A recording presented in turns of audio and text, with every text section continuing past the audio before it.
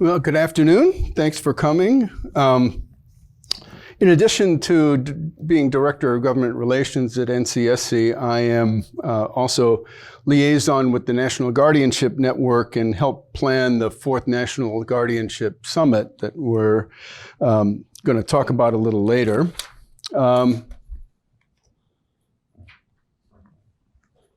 So, session materials, you have a handout on a document that has a link to almost all of these documents. The Guardianship Table of Authorities is a listing by state of, with links to the statutes, thanks to the ABA, over guardianship. And then we'll talk a little bit more about the rest of these things, but it's a good assortment of references. And then there's a couple of documents that are related to system reform in Texas that David is going to talk about. Just a quick overview of our presentation.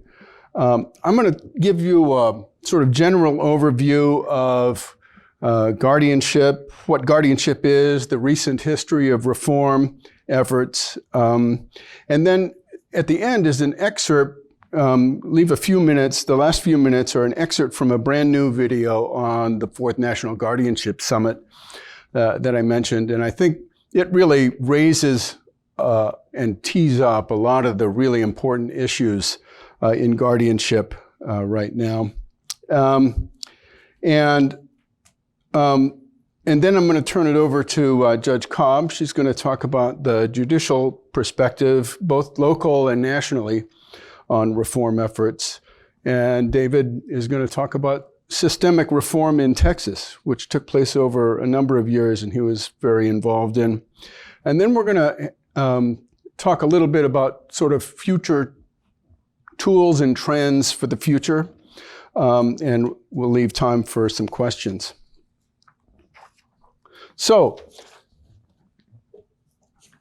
what is a guardianship?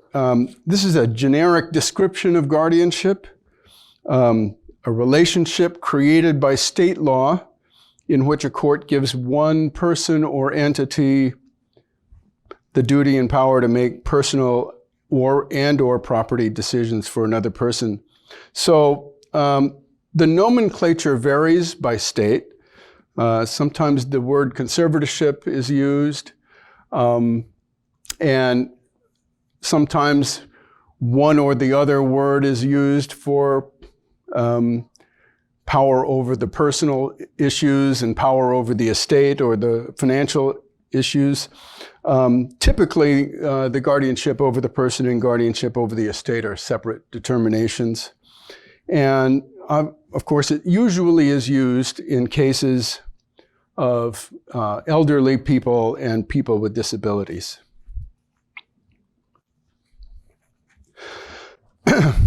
So the modern history, in some ways, starts with this 1987 Associated Press investigation. And this was the biggest AP investigative effort ever at the time, and probably since.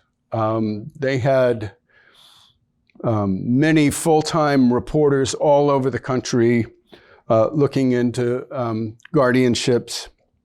There were thousands of file reviews, hundreds of interviews with all players inside the court, guardians and wards. And they found a system that they described in great detail as open to abuse and with not very many safeguards, and often a lack of due process. And I think quoting from one of their conclusions is kind of startling. They said, "Guardianship is a process that uproots people, literally unpersons them, declares them legally dead. Done badly, it does more hurting than protecting." So since then, almost 40 years of many efforts, different avenues of reform since that AP series. And I'm not going to go over all of these in detail, but there's a lot of acronyms there.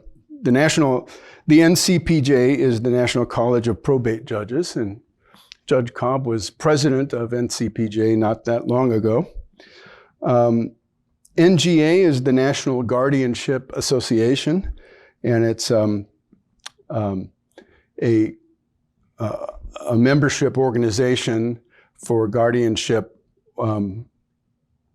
guardians and guardianship entities, and they also have a certification program.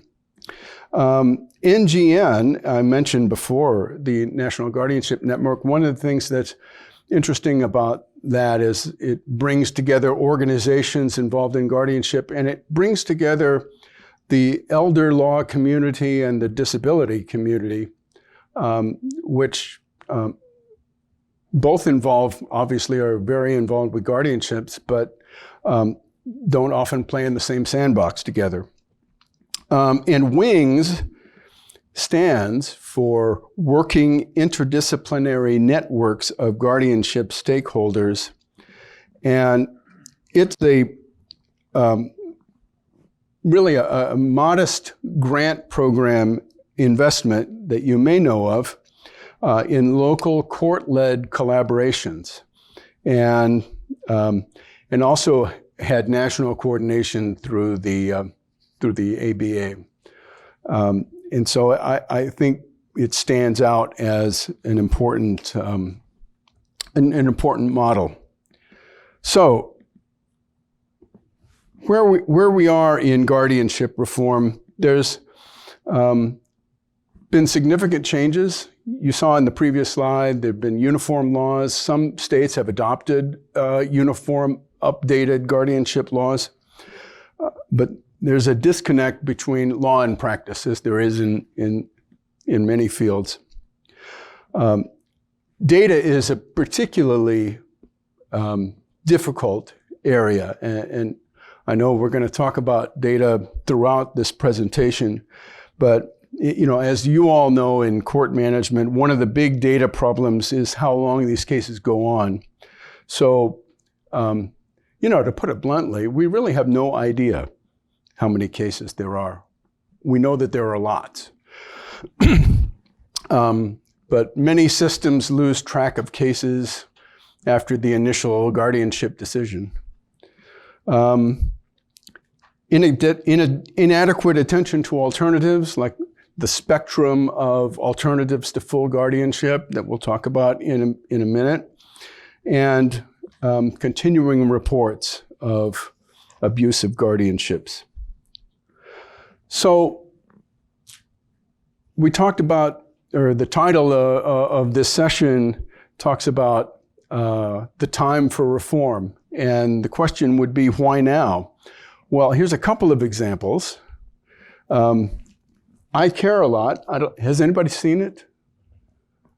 It's a movie with Rosamund Pike in the picture, but and I would say, like many Hollywood treatments of legal issues, it's definitely over the top, but the legal framework that is depicted in it is, in many ways, all too real.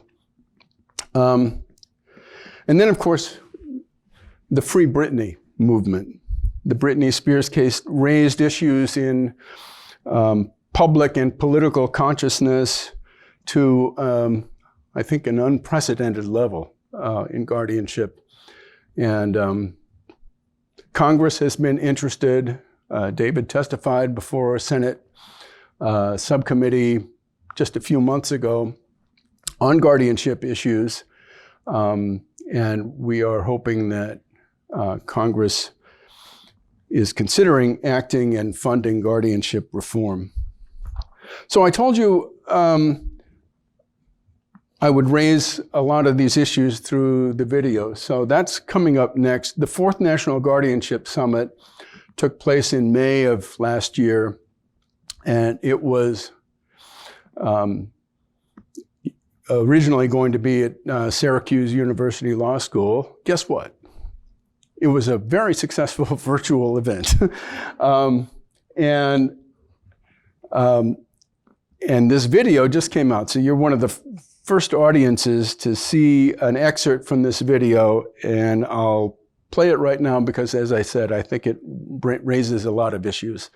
And then I'll turn it over to Judge Cobb. The key summit outcome were the 22 summit recommendations addressing all 6 of the major summit topics. All are important to improve the nation's guardianship system and promote less restrictive options. The full text of all recommendations is available on the summit website. Honorable Lauren Holland, Circuit Court Judge, Oregon. We are talking about a person's life, a relative, neighbor, friend, members of our communities. We all want and deserve to be heard and respected, especially by the courts. Guardianships and conservatorships impact every aspect of a person's life. The guardian or conservator may have the authority to decide where the person will live, who they may have contact with, what medical treatments they will have to endure, how their money is spent, end-of-life decisions. These summit recommendations will assist the courts to make more informed decisions, provide meaningful due process to persons alleged to be incapacitated, grant only absolutely necessary guardianships and conservatorships that are specifically tailored to meet the needs of the person, and ensure that any guardian or conservator is accountable for each decision made. Many of the summit recommendations require that action be taken by advocates, state governments, state courts, the federal government and Congress, and national organizations. Some important highlights from the recommendations include a call for states and state court systems to eliminate full, also called plenary guardianship, allowing people to retain maximum rights, and if guardianship is imposed, require that the court tailor the guardianship order in all cases. Provide meaningful due process during judicial proceedings, which may impact an adult's rights to legal capacity. This includes providing a lawyer during proceedings.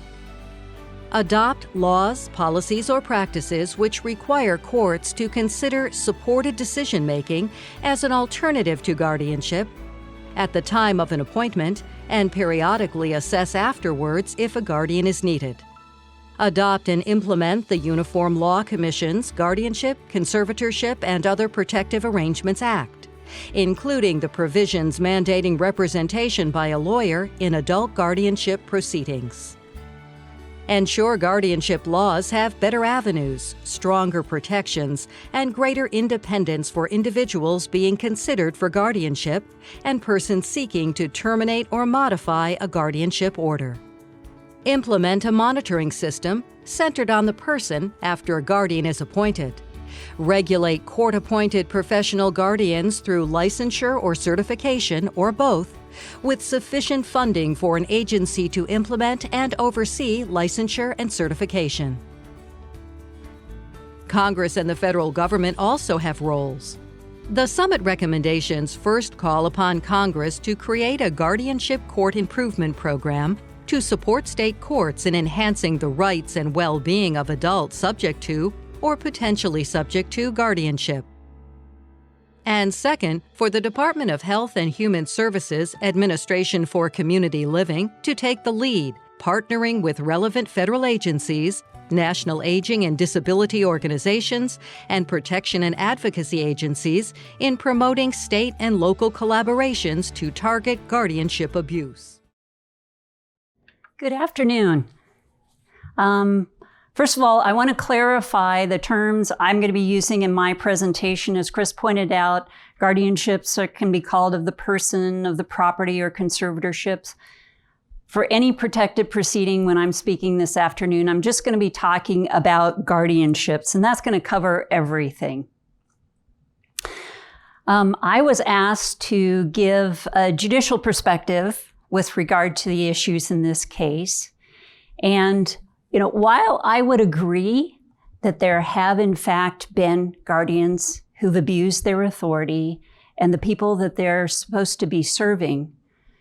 I would also point out that in the United States today, abuse, neglect, and exploitation of seniors is in epidemic proportions.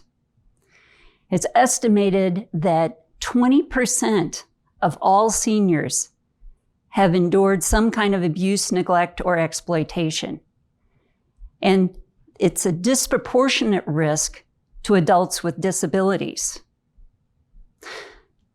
And unfortunately, the vast majority, some estimates are 95% of the wrongdoers are family members.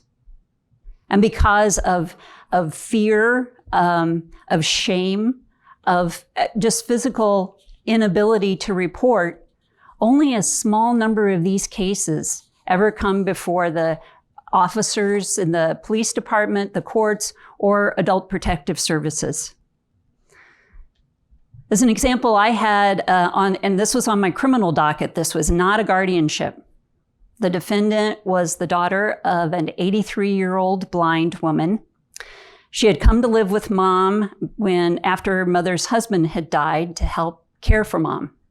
She was given a power of attorney, and within about 3 years, she was able to put a mortgage on mom's home, which previously had been owned free and clear. She had run up credit card debt in mom's name and had pretty much emptied out mom's bank accounts. This was discovered when a bank employee started to get suspicious. Actually, I think daughter was getting greedy and was taking out too much at one time instead of kind of dribbling it out.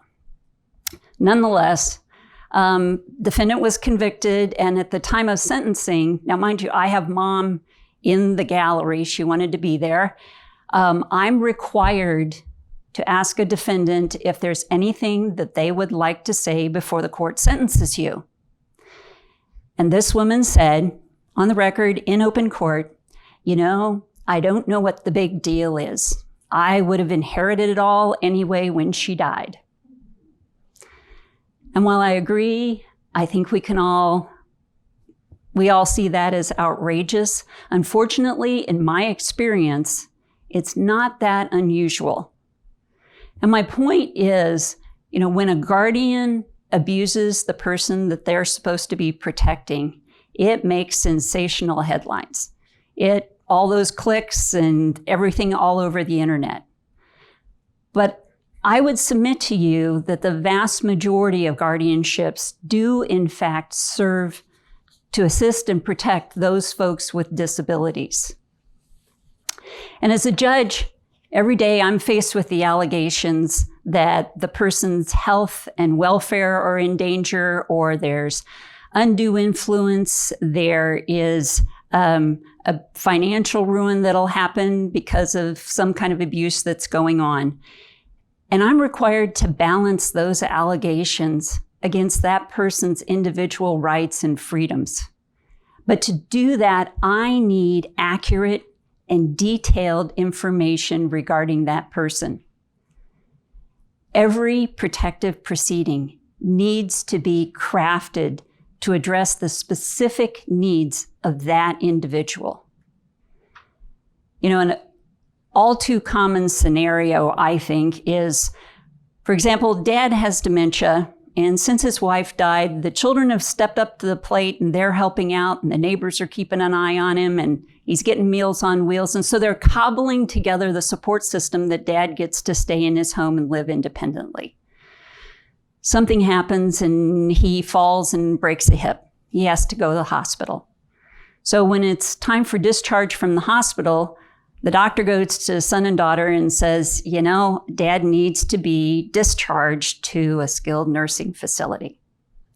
And dad is not having any of this. He is going to go home. He is going to be fine. So the hospital is telling brother and sister that, you need to go get a guardianship.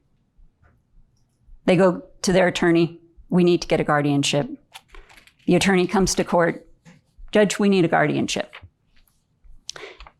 There's nothing more frustrating to me when I see a petition that alleges someone has dementia and needs a guardian, That's it, period. It sometimes appears to me that people think a guardianship is some kind of magic paper that's going to make all their problems go away.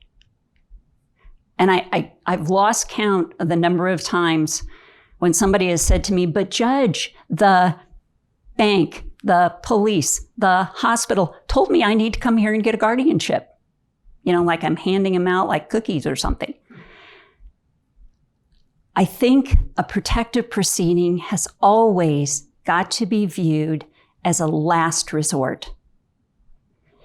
And I would absolutely agree that there needs to be improvement in the courts. But I would also suggest to you that there needs to be a concerted effort for education, awareness, and cooperation from all those third parties of the world and agencies who come in contact with people with disabilities. This includes court staff and court investigators. It's attorneys. It's police officers, hospital administrators, doctors, adult protective services. They all need to be understanding that a guardianship is something that should be viewed as an absolute last-ditch effort to help this person. Now, it's important to note in any guardianship, the first determination is of incapacity, and that's the first critical finding in any protective proceeding. Statutes vary, but most of them are commonly defining it as something along the lines of the person's impaired to such an extent that they're unable to meet the essential requirements for health and safety. Something along those lines is generally what statutes say. Now, but what I want you to understand from that definition is it underscores the functional assessment of the individual. The information that the court needs is not just that the person has dementia or has mental illness, but what specific help does this person need to be able to function safely and adequately? I mean, do they need housing assistance? Do they need help with their medications, with bathing and dressing, getting food and preparing it, paying their daily bills? What exactly do they need? There also needs to be recognition not only of the functional assessment, but also the level of incapacity and the ability to function can fluctuate. In my scenario with Dad, his capacity and his ability to function when he's first released from the hospital can be completely different within the next, 2 or 3 months. And then the question becomes, is a guardianship even needed? The statutes also require a guardianship to be as limited as possible. And to that end, the court needs to find what fits for this specific individual. I had a case where a woman was diagnosed with paranoid schizophrenia, and it was being controlled through medications. She lived independently, she had a job, she was doing fine. The first time I saw it was on the basis of an emergency temporary guardianship because she'd gone off her meds and was engaging in some really dangerous behaviors. So I cut an order. It lasted probably less than 3 weeks, getting her back on her meds, getting her stabilized. It was dismissed, it went away. But the third time I saw this case, same scenario, within about 4 years, I decided there needed to be something else to help this woman. And this is important for a couple of reasons, because medically, it's detrimental to keep going on and off your meds. But when she was engaging in dangerous behaviors, even an emergency temporary takes time. So what I ultimately came up with what I call a springing guardianship. And it was basically the guardian had absolutely no authority so long as this woman was on her medications. But when there was an indication that she was off of her medications, the guardian then had the authority to get her back on her meds and get her stabilized. Once she was stabilized, the guardianship went back into abeyance, and the guardian had no further authority whatsoever. And it's, sometimes you got to think outside the box. And there's nothing in my statutes that said anything about a springing guardianship, but it addressed this woman's specific needs without unduly limiting her freedoms. Because y'all are court administrators, I want to just take a minute to talk about what I see importance of in court administration. That every court should have protocols and procedures for tracking, monitoring, and following up on these guardianship cases. Because unlike any other case that I know of, the court retains jurisdiction in a guardianship. And sometimes, as Chris said, this can last for years.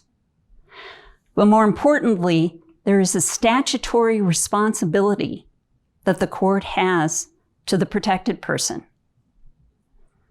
So when a guardianship is established, all courts should have a system for tracking and monitoring that guardianship from the initial petition to the closing order. And this includes things like, is the inventory filed? Is the bond sufficient to cover the assets in the case?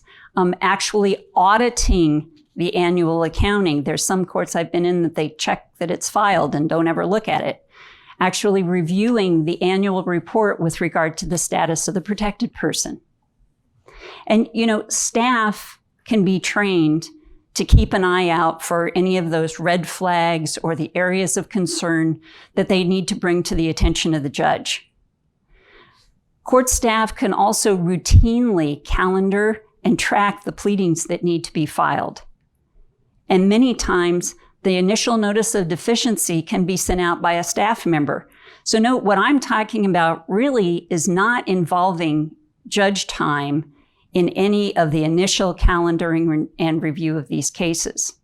In my court, the procedure was the staff tracked the pleadings, and if there was something that was not filed, they were authorized to send out the first notice of deficiency. They were given 2 weeks to respond. If there was no response, they were allowed to send out the second notice of deficiency. Another 2 weeks was allowed. Nothing was filed by that time. That's when it was sent to me, and I would commonly issue an order to appear.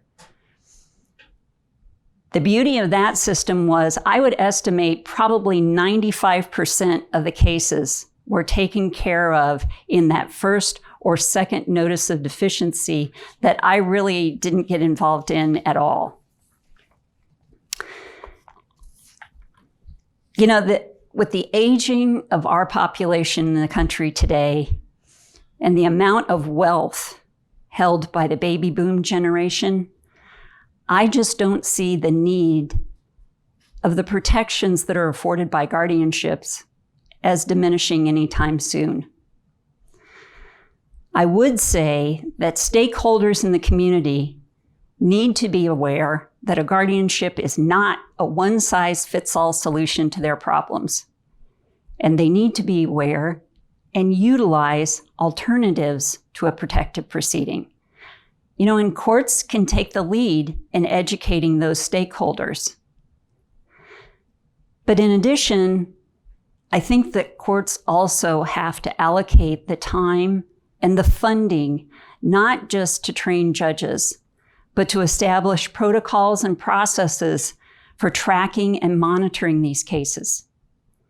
Because the statutes, as far as I know in every state, impose this responsibility on the courts. And I would suggest to you that it's far too important to ignore. Thank you. Yes, sir. Good afternoon, everyone. It's very good to see you all. So one thing that our host didn't let you know about when she was introducing me is that I was the state court administrator in Texas before I took this job in September. So I'm going to be talking a lot about Texas, and that's the reason why. we had a lot of reforms that we put in place that I want to speak to. But let me just take you back one step before. When I was a trial court administrator in Lubbock County, Texas, in West Texas. That's really where this issue came on my radar. And it's really kind of interesting how it came on my radar, because I had a family member who was elderly, an elderly woman in our family. And of course, my family, very loving family, want to take care of our relatives. And what happened in this situation was that my family made the choice, because, we couldn't send grandma, I'll say grandma on this point, we couldn't send grandma to a nursing home because that would be terrible. So instead, the family chose to leave grandma at home by herself. And then I would go in and see this really horrible situation that grandma was living in. Whoops, I forgot to turn off the gas.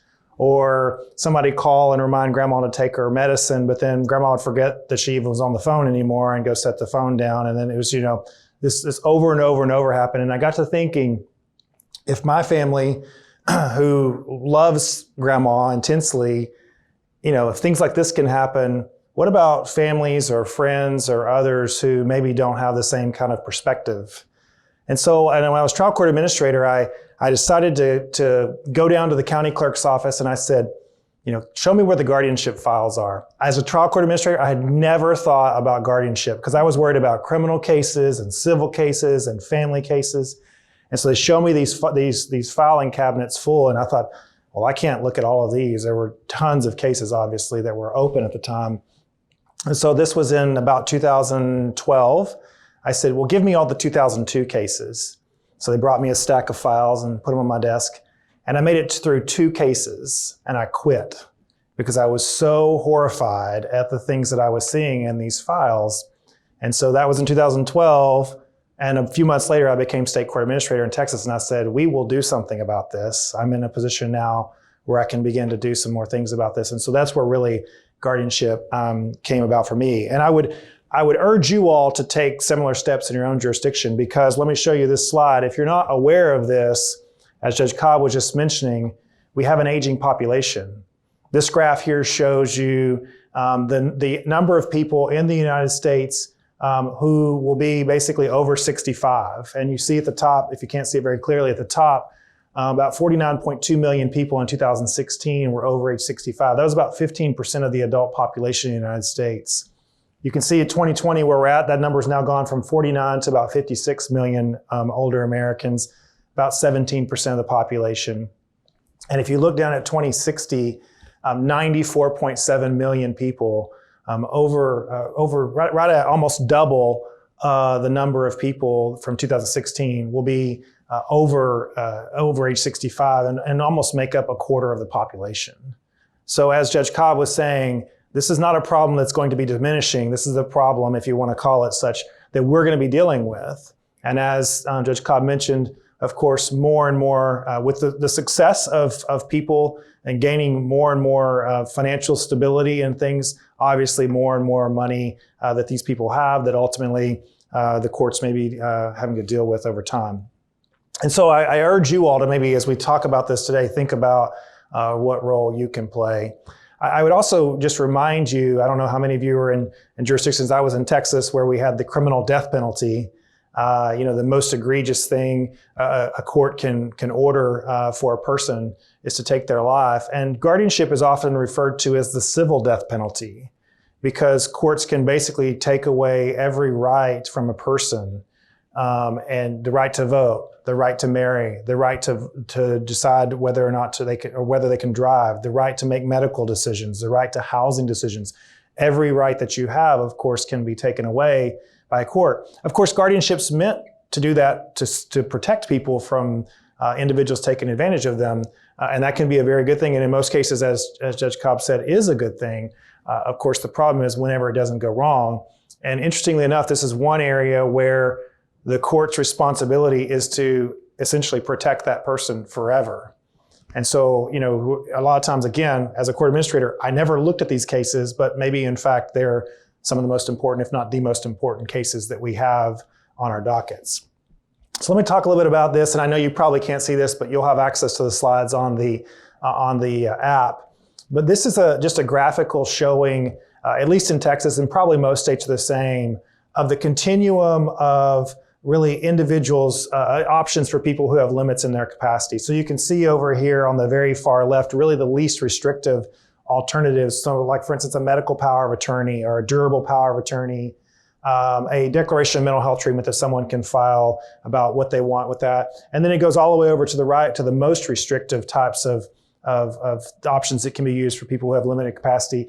And you'll see an appointment of a full guardian. So this would be the person that would have full guardianship, the responsibility for making all decisions, controlling all of the financial means of the person. So, and there's things all in between there. There's limited guardianships that were just to the left of that, one on the very far right, which is where a judge, as Judge Cobb was saying, could maybe tailor the guardianship more specifically to them. But as you can see, before you even get to those guardianships, that are the two right boxes on that slide, there are lots of options before that. But what we found in Texas was that what would happen is the cookie jar, I guess, to use Judge Cobb's analysis, that people were either told or believed that the only choice they had when someone began to have limits in their capacity was to go ask for a guardianship, and many times asking for a full guardianship. And so someone would walk into maybe an attorney's office or somewhere and say, "What do I do about this?" And they say, "Well, let's just go get a guardianship." And we have a unique challenge in Texas in that the majority of the judges, not where the majority of cases are, but the majority of the judges who are hearing these cases are non-law trained judges. And so now you're asking a judge who maybe doesn't know as much about this to make these decisions. And so, obviously we had some issues to deal with. But, you might take a look at this continuum and maybe think about how that might be something you could play. So in Texas, we began a series of reforms. And one of those reforms happened before I really even got interested in this issue, and that was the creation of the Guardianship Certification Board. This was a statewide entity at the AOC that was Administrative Office of the Courts, that was responsible for actually certifying private professional guardians, making sure they were bonded, that they had the right education, that they didn't have a criminal record. So really, obviously private professional guardians are people who do this work for a living. They get hired to be professional guardians. And so the goal was to make sure there was some state level certification. And not every state does this. A lot of states do, but not every state does this. But so that was a way to regulate. And then also people could actually file complaints against them, which then could be adjudicated by a board who would choose whether or not to remove them as a professional guardian or not. This has been very helpful over the years in dealing with issues, some of which I'll talk about a little bit later. In 2015, we began our series of reforms, and you'll see that from 2015 to 2021, a number of reforms. Our legislature meets every 2 years, so you'll see 2015, 17, 19, and 21, a series of reforms. But the majority of those happened in 2015, really the first year, and the Texas Judicial Council, which is the policymaking body for the Texas judiciary, was the one who made these recommendations.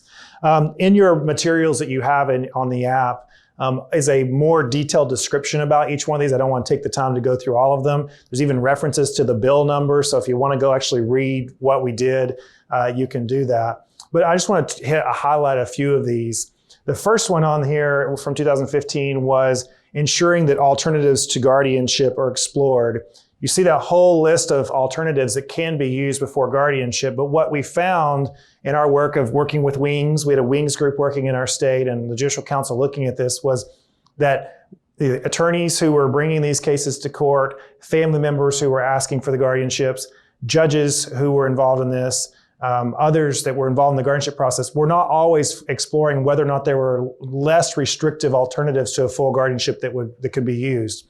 And so the statute was changed to say that before an attorney can file a case, before a judge can grant a guardianship, they must basically certify that there are no less restrictive alternatives to a full guardianship. So the judges have to proactively do that in their orders. Attorneys have to do that when they file their pleadings for that. So the goal is to try to make sure that rather than just sort of being automatic that we go to a full guardianship, that there's actually consideration about whether or not there are less restrictive alternatives that can be used. And that's had a really big, important thing. In fact, the judges have to find, Judge Cobb, that by clear and convincing evidence that there is no less restrictive alternative, which is a pretty high standard, as you know. They have to really consider that. They also have to consider the necessity and the duration of the guardianship. So Judge Cobb mentioned that the individual she was talking about that maybe when they first got out of the hospital needed a guardian, but over time they didn't. One of the cases we heard about a lot is individuals who have strokes. And if you know of someone who's had a stroke in the past, you'll know that sometimes when they first have a stroke, they're pretty incapacitated and they probably have need of a guardian. But over time, many times they improve and maybe even regain their full capacity. But what we found and what you hear about in the news a lot is that people would get in place in these guardianships and never would come out, even once they'd regained their whole full capacity. And whether you're part of the Free Britney movement or not, this is maybe a perfect example of this, of whether or not courts need to be reviewing this. So basically what this requires is that when doctors evaluate the functional capacity of an individual for guardianship, they actually have to state in their report what they believe the duration of the limit and capacity will be. And so if it's less than a year, then basically that has to be in the report, and the judge then has to schedule a status hearing to determine whether or not the guardianship is still necessary. So we're trying to make sure there's a regular review of these things so that they're not just placed into guardianships and kind of left that way. Obviously, one of the other things is a limitation of guardianships. So we basically, want to make sure that when, maybe there are supports and services that can be put in place that would actually limit the need for guardians. So, all this idea of sort of thinking about alternatives. One of the things that was mentioned in the video was that we created what's called a supported decision-making agreement, and we were the first state in the United States to implement that now. We're certainly not the last. There have been a number of them who since then have adopted this supported decision-making agreement. But it might be what a supported decision-making agreement means. Maybe Chris has some limitation in his capacity, but he's functional enough that with supports or assistance, he can make good decisions on his own. So for instance, let's say he has some mental health condition that causes him to be unable to maybe evaluate options for medical purposes. But Chris could go to the doctor and I could go with him and say, gather the information, and I can give Chris his options and help explain it to him better. And ultimately he has enough capacity to make a decision on his own. Then basically what this does is this allows for that. So Chris can basically have agreement with me that I'm his supported decision maker. That allows me as a supporter to go into a medical office and say, I am his supported decision maker. There's a framework for this. So I have the authority to be here and be a part of the discussions and get information and things that might otherwise, there might be pushback on, or financial institutions, maybe not.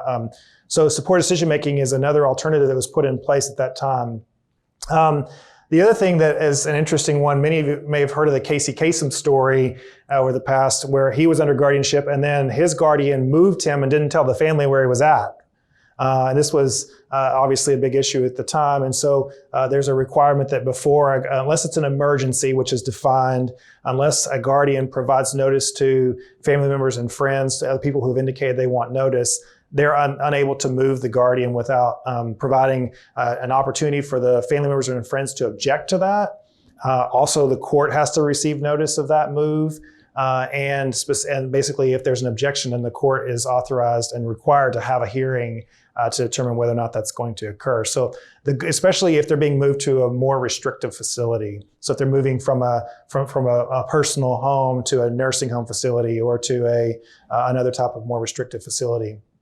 And then the other thing I would say is there was a requirement in 2015, which ultimately later on became and you'll see it come up in a second, even more enhanced responsibility is to make sure that there was a criminal history check done on proposed guardians before they were appointed, because that wasn't happening. So someone who was convicted of theft could be appointed as a guardian.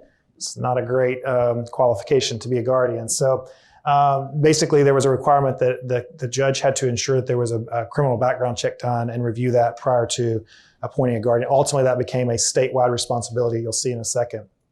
In 2006, I should say, this is actually kind of interesting, when we adopted what's called a Ward's Bill of Rights. So there's actually in statute a Bill of Rights that basically lays out what the rights are for a person who's placed under guardianship. So for instance, rights to be informed about hearings that are occurring in their case, rights to be informed about from year to year when the annual report's going to be filed, what it says, rights to be reinformed that they can petition to be removed from guardianship. So it's an annual responsibility for the guardian to provide that information to them. In 2016, we established what is referred to as the Guardianship, Accountability, Fraud, and Exploitation Deterrence Program. The legislature created that name. GAFEDP is the way I can remember it.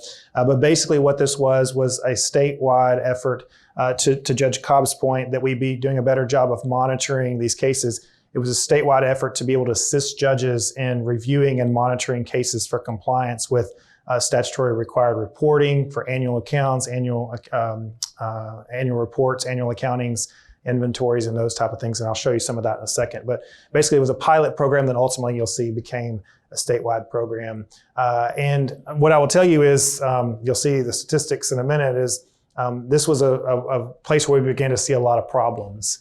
Unfortunately, we asked judges, I think, as a court administrator, we asked judges to be a judge, a social worker, a law enforcement person, and an accountant in guardianship cases. And quite frankly, they're not good at all of those, and it's not fair for us to place that responsibility on them.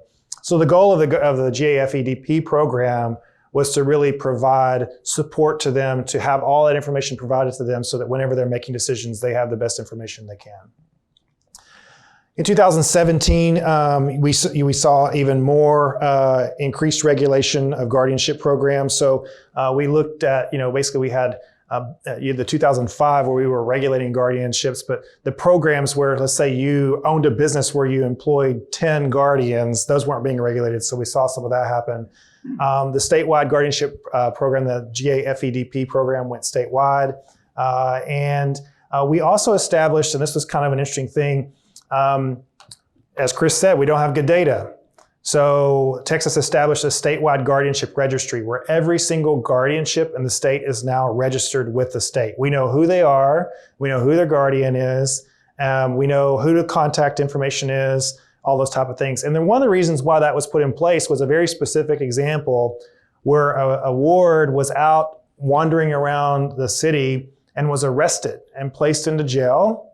And they didn't know that this person was under guardianship, and law enforcement didn't know to contact anyone. So this gentleman stayed in jail for a number of days before his guardian was alerted that he was in jail. And so law enforcement was really concerned about this. And so basically law enforcement now has access to the guardianship registry so that whenever they encounter someone, they can run that against the registry, see who, understand that they're under guardianship, and then contact the guardian. The goal is to keep them from being taken to jail, obviously. But it also allows us to be able to keep better track of these situations, know when things are being filed or not. And then, as I mentioned, the state is now doing background checks. Before a judge in Texas can appoint a guardian in a case today, the guardian must apply at the state level, must take a basic level of training, which is a web-based training to make sure they understand what the responsibilities of a guardian are, and they must have a criminal background check conducted by the state. So we have a whole team at the state AOC whose responsibility is for verifying that they're registered, the training's been done, and the criminal background check's been done. And then we send that information back to the judge who can then appoint that guardian, but otherwise they can't appoint a guardian. And then, as I mentioned, the statewide GAFEDP in 2019. In 2021, this last legislative session, there was an effort to try to, as I mentioned to you, we have non-law trained judges handling these cases most of the time. And there was an effort by the non-law trained judges to say, why don't we establish specialized guardianship courts where we have law trained judges that are doing this work? We've done this with child welfare in Texas. It's worked remarkably well, where we have specialized judges hearing these cases. And the goal was to do the same in the guardianship area. So that was authorized. And then, because sometimes the guardians don't like to give us financial records when we're looking at these cases, the legislature actually gave the AOC the authority to go directly to a financial institution and get bank records or other financial records related to a guardianship. So there's authority to go straight and do that. So that's really what we did in that area. This is a map, of course, of the state of Texas, if you can't tell. And there are, as you may know, 254 counties in Texas, the most number of any state. The blue shows counties where the statewide GAFEDP program has been. So we've actually literally gone into those counties and pulled files off the shelf to review guardianship cases. You'll see some of that data in a second. And the red counties are places where the state's contacted and said, hey, we'd like to come and do that, and haven't got a response. And then the few counties that are left are the counties where they haven't reached out to yet, but it's sort of an ongoing process of review. But you can see a large majority of the counties, and certainly all of the big ones in Texas, have been reviewed for kind of checking out their cases and trying to get them, see where things stand. So that's really where we're at. So a few highlights. We have pretty good data, had pretty good data before we started all of this about how many guardianship cases are active and pending and how many are being filed in the state. At the time that we were doing all this work, there were about 50,000 cases being reported of active guardianship cases in the state. You can see they've reviewed 61,159 cases. So we're even going in and reviewing the cases that are showing closed because what we found oftentimes is they got closed, but the person's still under guardianship. It should still be an active case. So they're reviewing everything. But the other thing that's interesting is out of these 61,000 cases that have been reviewed, almost 29,000 of them have been recommended for closure because they were actually not supposed to be active guardianship cases. And as you can see, almost 6,000 of those cases were supposed to be closed because the ward was deceased. And I always tell people, you sort of jump over that real fast, but that there points to a pretty significant problem. If we don't even know that the person that we're supposed to be overseeing is alive or dead, we might have a problem. And in 6,000 cases out of those 61,000, so 10% of the cases, we didn't even know the person was gone. And the only way we found out was because we did the Social Security death records check and we figured out that they were dead. So who knows what happened to their money? Who knows if they were on the side in a bar ditch, and that's where they were left to die? We don't know. So again, that's our problem. That's mine and your problem to try to help address. Out of those cases that we've reviewed, almost 26,000 of those are active cases. Just over 17,000 of them are guardianship of the person. Only 796 of them are guardianship of the estate alone. And as you can see, about just under 8,000 of them are guardianship of the person and the estate. So 7,600 or so, actually, so 8,500 or so cases where the person's managing money, and about 17,000 where they're managing just the person but not the money. So when you start looking at the data a little closer, out of all these cases we've looked at, 26% of the cases we've reviewed were missing annual reports. So if you're unfamiliar with guardianship, this is where basically it's what is oftentimes referred to as the well-being report. Is the person still alive? That would be a good start. Where are they living? What's their mental capacity at this state? What's their social activity? It's a way for the judge to know, in a sense, how's the person doing? And in 26% of the cases, that was not ever filed, and many of them had not been filed for years or decades. So many times what happened was that the guardianship would be established and then nothing would ever happen. And so rather than the court sort of reminding them through those sort of automated notices or the notices by staff or the judge of, hey, you need to file this report, it was just left unnoticed. So there's where potential fraud and abuse and neglect can occur. 41% of the cases, 4 out of 10 cases, they were missing annual accountings. So people are responsible for money, and you'll see in a second, obviously a lot of money in many cases, but in almost half the cases, they were missing annual accounting. So they weren't even letting the court know what they were doing with these people's money. And then 37% missing inventory. So of course, an inventory is supposed to be filed right after the establishment of guardianship to say what assets does this person have, so that presumably they don't go run off with the assets to do something with. And again, almost 40% of those were missing those inventories. Judge Cobb mentioned bonds. I didn't even put that on here. Tons of cases, a huge percentage of cases where there were not appropriate bonds to make sure that if the guardian were to steal all the money, that there'd be something to support the ward going forward. So anyway, lots of issues in these cases. And the estimated estate out of those 8,500 cases, basically the estate value was almost $941 million, almost $1 billion in assets of those, about $36,500 each. But some of them, of course, huge estates, some of them very small. But either way, some issues with the monitoring. One thing that I'll just point to, and then I'll let Chris finish up here, is, Again, this you have in your, you can't read this, but in your materials, you have the latest annual report from Texas that'll show you kind of what's going on, the 2021 report. But I just want to give you a couple of examples, and some of them are up here. I'm not going to read all of them, but one of the cases they found this last year, the Guardian took $3,700 from the ward's trust fund to install a whirlpool tub in his own residence in Oklahoma. Yeah, I don't think that was authorized.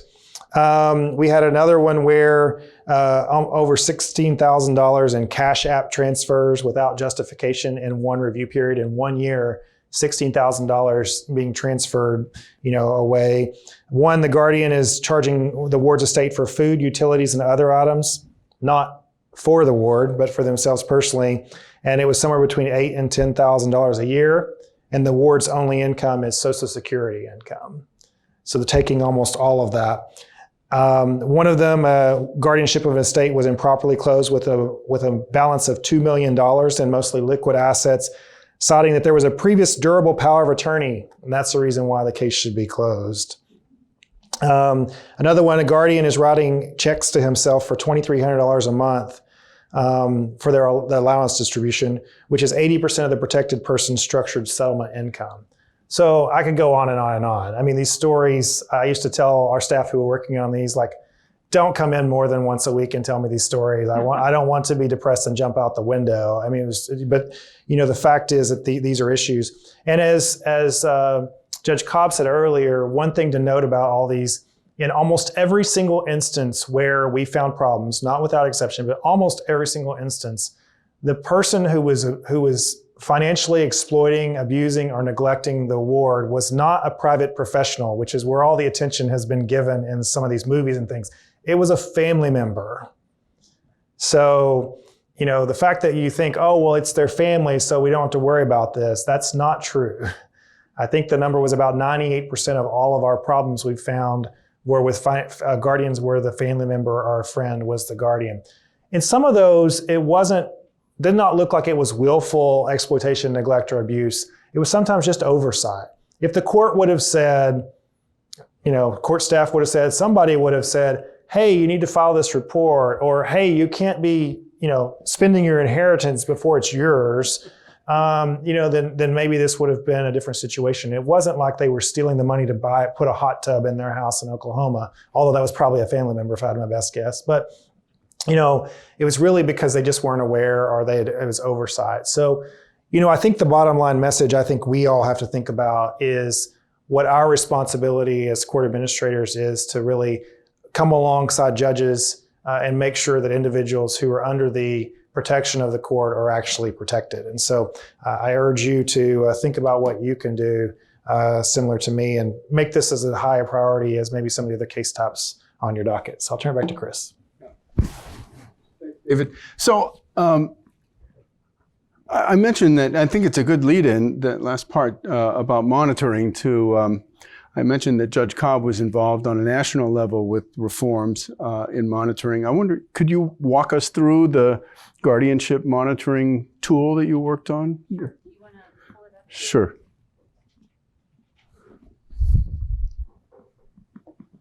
Back on. I think one of the reasons that they tagged me to work on this project was it's the other guardianship response protocol, that one.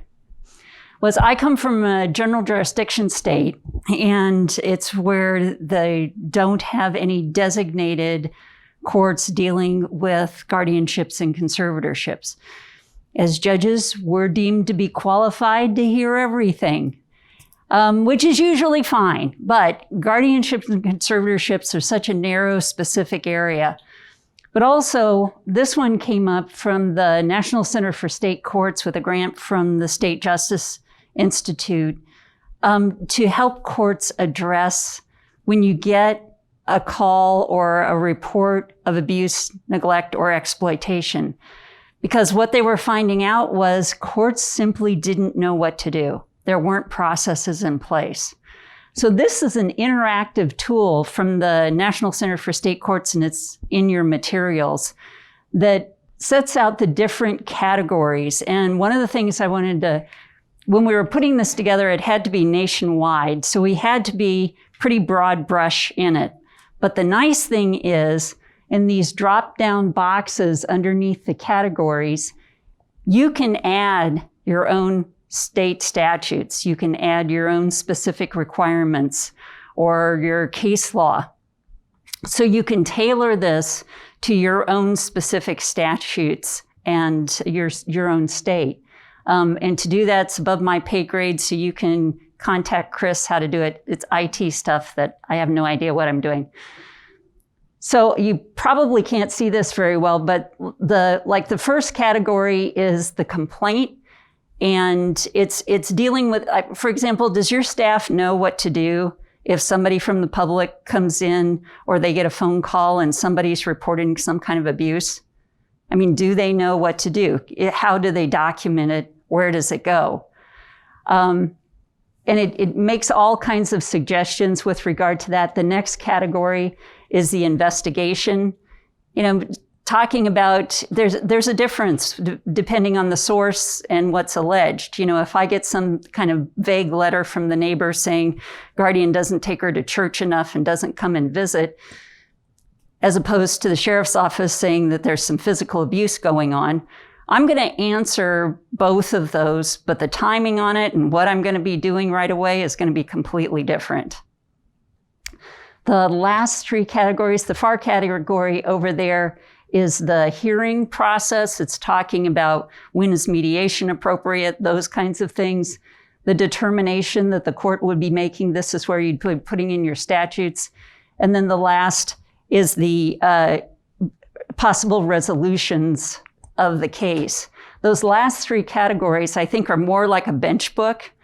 And in my state, when judges are, especially in smaller counties, where you're supposed to be hearing everything, you know, you got a divorce in the morning and criminal sentencing's in the afternoon, and then somebody throws in a guardianship allegation about abuse. That's where the judge needs to be able to pull up something, find out what the statutes are right away. So I would encourage you to take a look at this. There's a lot of resources with regard to this, but I think this is one of the latest interactive tools that might be very beneficial in reports of abuse, neglect, and exploitation. Chris?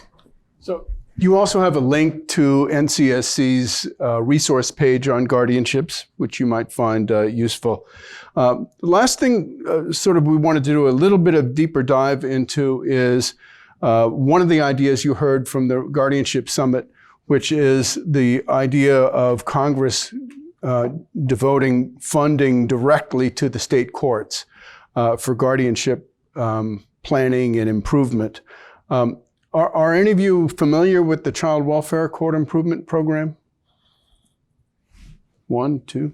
So I actually came late to guardianships as and most of my professional history is with family and children's issues. And I was the court improvement director in California way back when. I was struck when I started to get into adult guardianships by the parallels with child welfare and why it really makes sense to have a funding source directly to the state courts. One of the things about the Child Welfare Court Improvement Program, it is just about the only direct funding to the state courts of federal funding.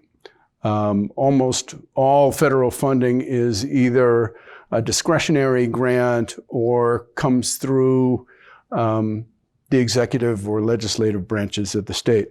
So these are some of and we've gone over some of these issues that really make it incumbent on, for improvements, to have some assistance in planning and collaboration. So we talked about the ongoing court oversight. The cases can last for years after disposition. Multidisciplinary in child welfare cases, you're working with collaboration between the court and child welfare agencies. And in guardianships, you have lots of entities, which is why the WINGS program was modeled on a court-led interdisciplinary and collaboration model. So getting judges to work in their communities off the bench is sometimes a challenge, but this is an example of cases where a type of case where I think it's really necessary. The lack of data was certainly true in child welfare cases. Child welfare has its own data system. They know how many cases they have, and the federal government supports huge investments in state child welfare databases. But when we were doing our first court improvement plan in California, most counties could not tell you how many cases precisely they had without actually physically counting files, because their data systems were really built on filings and dispositions as a sort of core system. Lots of procedural due process concerns. We talked about the right to counsel in guardianship cases. That's certainly an issue in many states in child welfare cases and has improved. And it's interesting, terminations of parental rights are often called the civil death penalty as well. That's probably the two kinds of cases, that and guardianships, that have been termed civil death. And an emphasis on less restrictive alternatives. What's the most difficult? Well, termination of parental rights, but even the initial decision to remove a child from parental custody is a big deal. And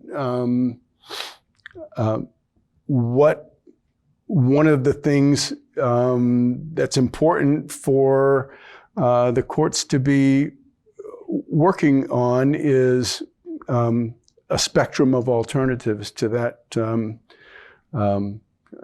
major step. And of course, scary demographics. At the beginning of the court improvement program in child welfare, the number of foster care cases was on the rise, and still is in many places. And so this was a federal response, and it was a unique idea. And I know people that worked for years on trying to get this through Congress. And so there are some folks working on it in Congress now. So with that, I think we may have just a minute for some questions if anybody has any. That's not continuing on that, on the adult court improvement program. It is, I'm sorry, just thank you. On the adult court improvement program, it's something that has been requested for years. There have been resolutions there from COSCA, CCJ, NACM, and so forth. Just get your thoughts. What chance do you think it has now to succeed after all these years of being asked to actually implement? Do you see really good positive movement? Well, We're thankful for Free Britney. It actually got, I'm just like, seriously, it got their attention, I think. And Chris is working on it and Chris is the National Center's government relations director. I mean, he's working on the Hill. He could probably tell you more, but Britney got their attention. I mean, it was, the hearing I testified at was Senator Chris Blumenthal and Senator Ted Cruz sitting right next to each other, basically holding hands and skipping, talking about how we needed to address this issue. Pretty different politically, both agreeing that these issues need to be addressed. So, Chris, what do you think?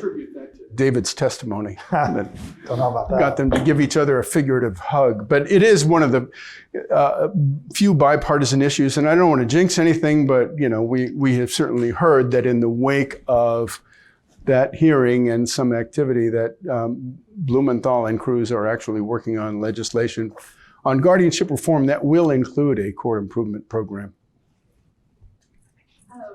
I am just curious on the court investigators. that were mentioned earlier, across the nation, do you have any idea how many courts or states utilize a court investigator for guardianship cases? And kind of maybe the process for that? I mean, I understand the legislature and all, but...